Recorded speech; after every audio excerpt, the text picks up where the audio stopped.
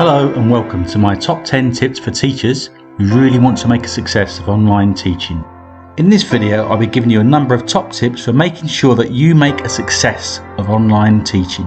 I'll also be showing you how your school can get access to a free online learning audit that could help you examine how your school is doing.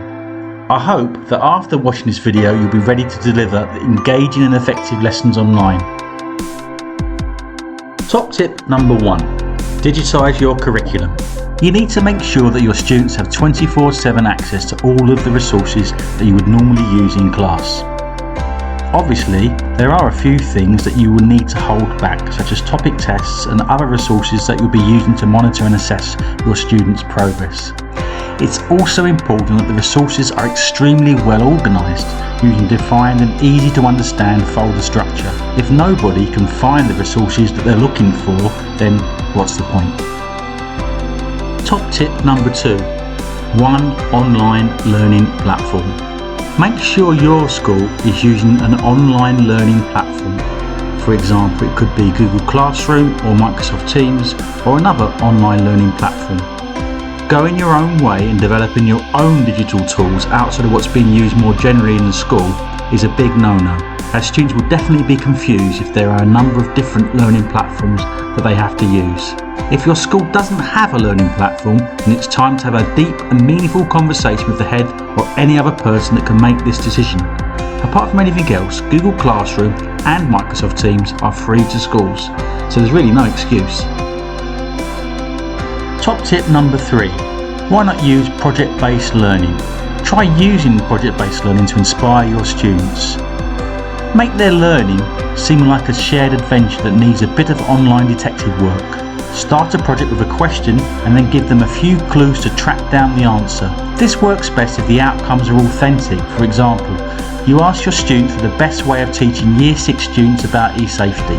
Your students can then produce a guide on e-safety using any media that will actually be used by a local primary school. Top tip number 4. Communicate to engage.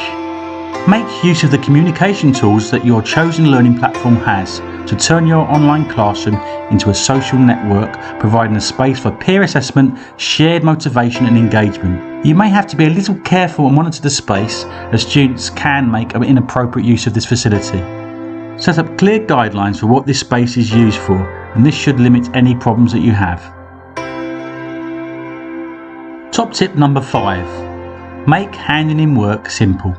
Organise the way you get students to hand in their work that's as simple as possible. Using emails is far too complex and fiddly. Make sure you use the tools that are built into your online learning platform so that you get an overview of who has handed in what. These platforms also help to simplify and streamline the monitoring and assessment process, so make use of it. Top tip number 6. Don't leave it, mark it. It's also crucial that you don't leave too big a gap between the work being submitted and you marking it. Students will be much more engaged and enthused by a quick turnaround. To speed up this process, have a series of off-the-shelf comments of a positive start, but also detail the next steps that students should make. Top tip number 7. Don't reinvent the wheel. There are already some great online resources that you can use straight off the shelf. Do your research, speak to colleagues, join social network groups to connect with teachers in your subject. Use these connections to discover great resources that will save you so much time and money. Top tip number 8. No device, no learning. Perhaps this should have been my first tip. It really is essential that each student has access to a device, which could be a laptop, a PC or a tablet they can use to learn online. Have you carried out a survey to find out whether this is a problem in your school? If you find that this is the case, then think carefully about who in your school is responsible for making this change. Again, you may need to do some research to find out whether your school is eligible for a government grant that can help you to buy more devices. Top tip number 9.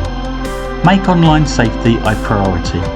Online safety is the responsibility of parents, but also the school. Do you know whether the systems of communication at your school are very secure?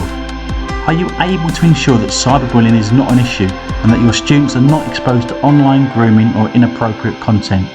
Does your school have an online safety policy? Is this a policy that all members of the school community are aware of? Top tip number 10. Don't overdo it. Yes, online teaching can be incredibly successful, but so can face-to-face teaching. Please make use of online and remote learning, but if you have an opportunity to teach face-to-face, then make the most of it. Really, the best solution, and this is borne out by research, is a blended learning experience for students. Well, those are my top tips. If you have any top tips, then please add them as a comment below. I would also be grateful if you could subscribe to my channel. If you think your school would benefit from taking a free online learning audit, then please pop along to my website at www.edulito.com. Thanks again.